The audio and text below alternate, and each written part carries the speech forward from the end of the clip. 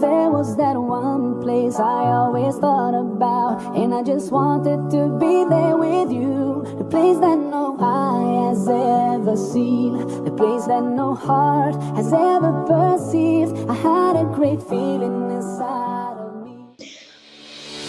Assalamualaikum warahmatullahi wabarakatuh. Alhamdulillahirabbil alamin. Wassalatu wassalamu ala asyrafil anbiya'i wal mursalin sayyidina wa maulana Muhammadin, amma ba'du.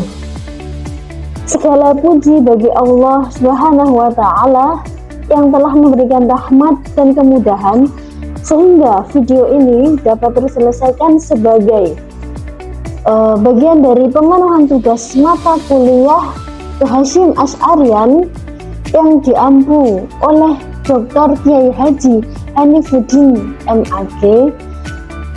Salawat serta salam semoga selalu tercurahkan kepada Nabi Muhammad Sallallahu Alaihi Wasallam.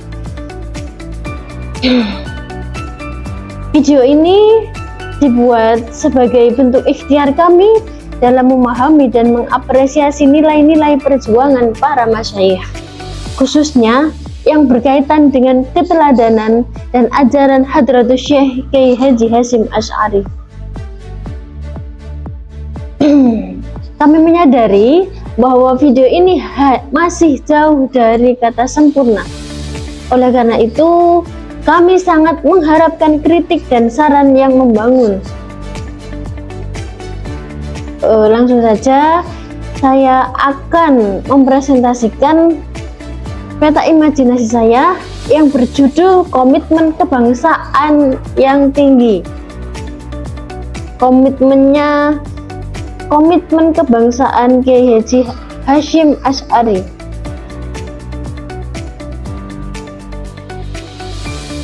Yang pertama, perlawanan terhadap penjajah. Telah diungkapkan bahwa Kiai Haji Hasyim Asy'ari itu hidup tidak di zaman serba mudah. Kiai Hasyim hidup ketika kaum kolonial menginjakan kaki mereka di bumi Nusantara. Kehidupan pribumi pun semakin sulit karena kemiskinan yang tidak kunjung terataskan. Lebih dari itu, kaum penjajah sering sekali memaksa para petani pribumi untuk menjual hasil pertanian kepada pihak penjajah dengan harga yang murah. Jika sudah demikian, para petani pribumi tidak bisa menolaknya karena jika menolak, mereka akan mendapatkan hal-hal yang tidak diinginkan. Para ulama yang merupakan orang-orang terdidik dan terpelajar pun terpanggil hati mereka untuk berusaha bagaimana caranya mengentaskan masyarakat dari kesulitan hidup tersebut. Sementara itu, NU sebagai wadah para ulama dari pesantren turut aktif bergerak dalam gerakan sosial dan politik serta ekonomi. Dengan demikian, salah jika ada orang yang menyebut bahwa NU adalah organisasi masyarakat yang hanya menangani persoalan keagamaan saja. Hal itu sungguh tidak benar. Karena apa? Karena dalam perjalanannya NU menghimpun para ulama untuk bergerak dalam berbagai bidang, termasuk dalam persoalan agama dan bidang sosial, politik, dan ekonomi.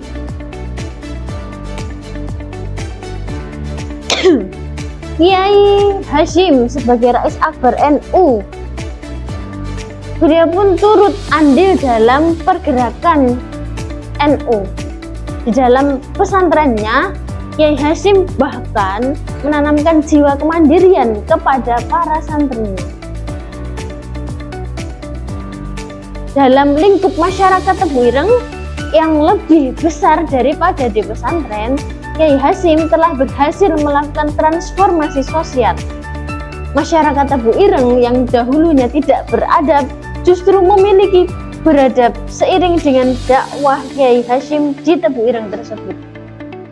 Sehingga pelacuran, perampokan, pencurian, dan hal-hal zalim yang justru membuat masyarakat semakin miskin dilenyapkan begitu saja secara bertahap oleh Kiai Hasyim.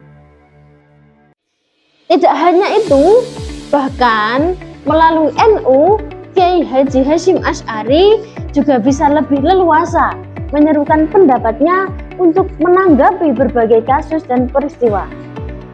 Sebagai contohnya, Kiai Hasyim merespon suatu kasus pertikaian pemikiran di antara umat Islam, antara pihak pembaharu yang terpengaruh ide-ide Muhammad Abduh dan mazhab Wahabi dengan pihak kaum pesantren yang kata mereka disebut kelompok Islam tradisi.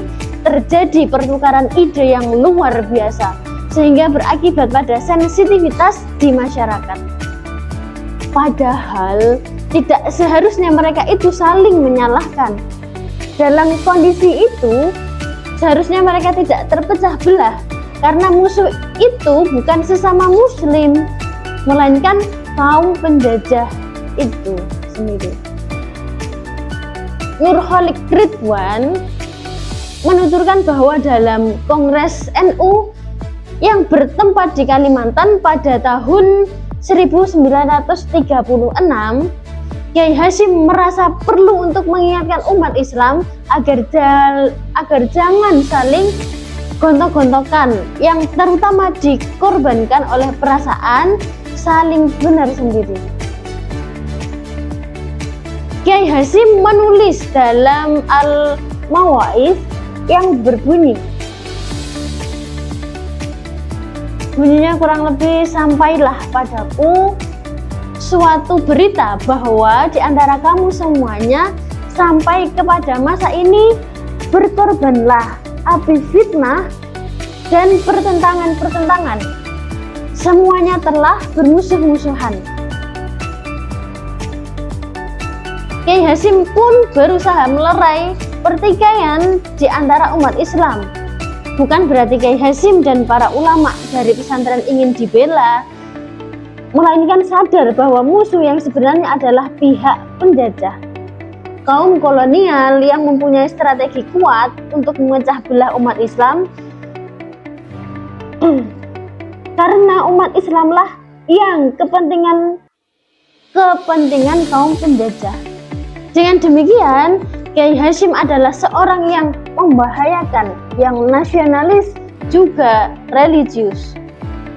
Nasionalisme pun tidak bisa diremehkan begitu saja, karena Kiai Hasyim banyak menyerukan jihad melawan penjajah kepada para santri dan ulama, baik itu di dalam Nahdlatul Ulama maupun di luar Nahdlatul Ulama. Kiai Hasyim mempunyai komitmen kebangsaan yang tinggi.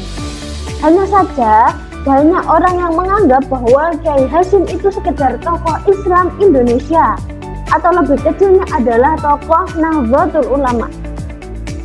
Padahal dia adalah tokoh yang tidak sekedar berlingkup Islam Indonesia, tetapi tokoh nasional yang berjuang keras melawan penjajahan sebagai pahlawan nasional.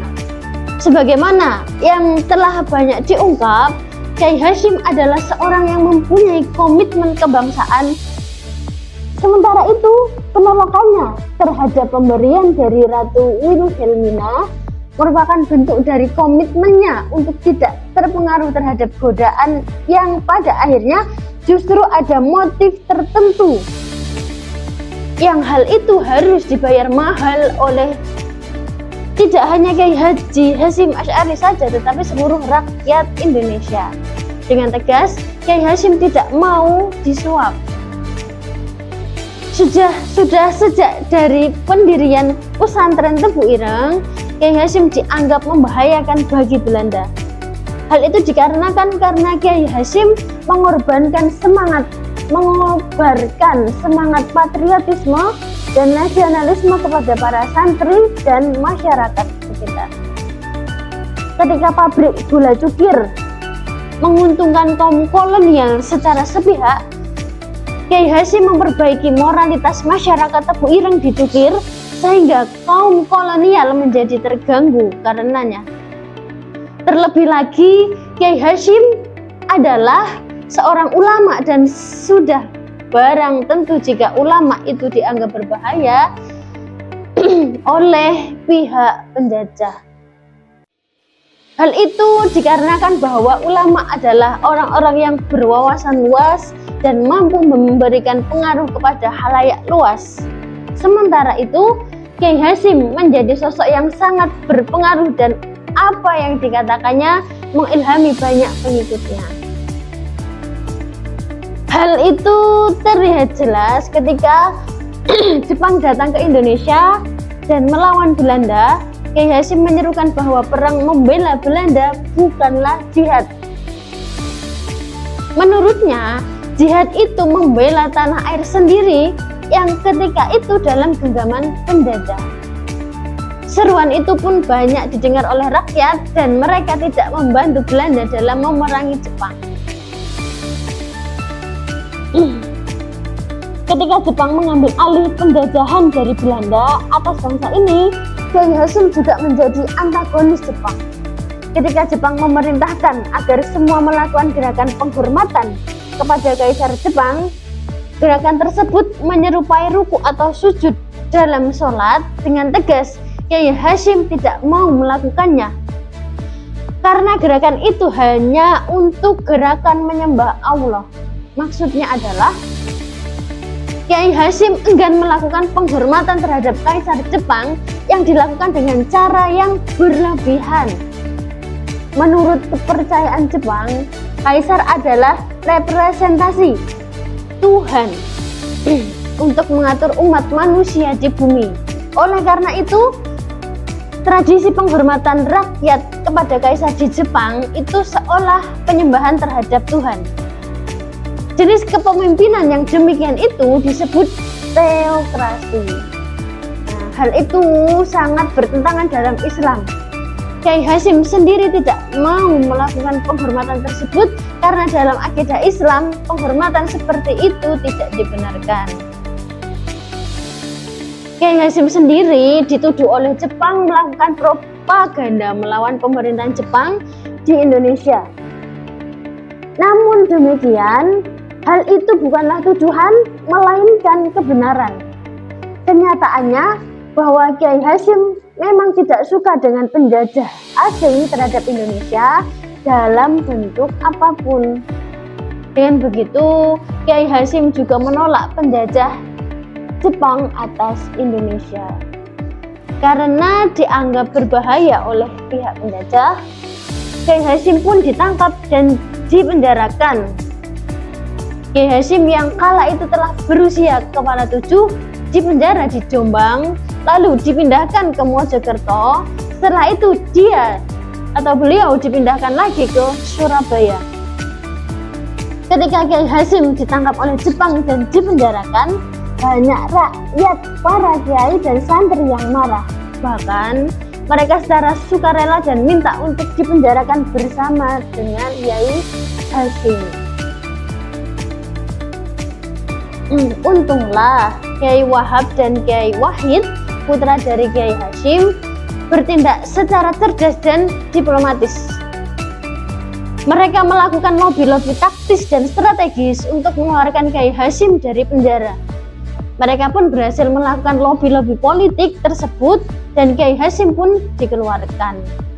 Dengan demikian, Kiai Hasyim dibebaskan setelah 4 bulan ditahan. Dari awal, Kiai Wahab dan Kiai Wahid memang sangat berperan dalam perlawanan terhadap penjajahan. Sebagaimana Kiai Hasyim, mereka juga tergabung dalam Nahdlatul Ulama, senantiasa mengobarkan semangat anti penjajahan dalam bentuk apapun di bumi pertiwi ini. Sebelum kedatangan Jepang, pada tahun 1937 dibentuklah sebuah federasi untuk mempersatukan organisasi-organisasi Islam yang ada di Indonesia. Federasi itu bernama Majelis Islam A'la Indonesia atau MIAMI. Akan tetapi federasi tersebut dibekukan dan akhirnya dibubarkan oleh Jepang sehingga diganti dengan Majelis Syuro Muslimin Indonesia atau Masyumi.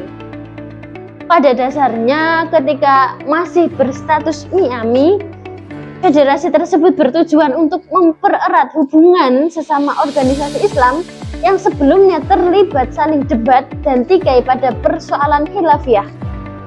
Ketika MIAMI diganti dengan Masyumi, federasi tersebut masih tetap mengusung tujuan lama. Para tokoh muslim di Indonesia sadar bahwa musuh yang sebenarnya adalah penjajah. Oleh karena itu, federasi tersebut menjadi semacam pelerai yang tidak menyentuh persoalan khilafiyah, tetapi lebih mementingkan persoalan keumatan. Sementara itu, Kiai Hasyim dan para tokoh NU juga menyokong federasi tersebut, baik ketika masih bernama MIAMI ataupun ketika berganti menjadi Masyumi. Bahkan dalam struktur Majelis Syuro Masyumi, Kiai Hasyim dipilih menjadi ketua umumnya. Hanya saja pasca kemerdekaan, Masyumi yang merupakan federasi dengan tujuan lama berubah menjadi partai politik. Nah, melalui Masyumi itulah Kiai Hasyim dengan NU-nya serta umat Islam lainnya mewakili aspirasi umat Islam dalam kabinet kepemerintahan Indonesia yang masih baru, yang masih seumur jagung. Peran besar dari Nahdlatul Ulama di bawah kepemimpinan Kiai Hasyim dalam Masyumi terlihat dari para tokoh yang tergabung dalam partai tersebut. Selain Kiai Hasyim, juga putranya yang cerdas, Kiai Wahid, ada lagi tokoh-tokoh penting NU lainnya yang juga turut menyuarakan aspirasi umat Islam dalam kepemerintahan yang telah berdaulat dan berdiri di atas kaki sendiri itu. Yang dapat saya sampaikan.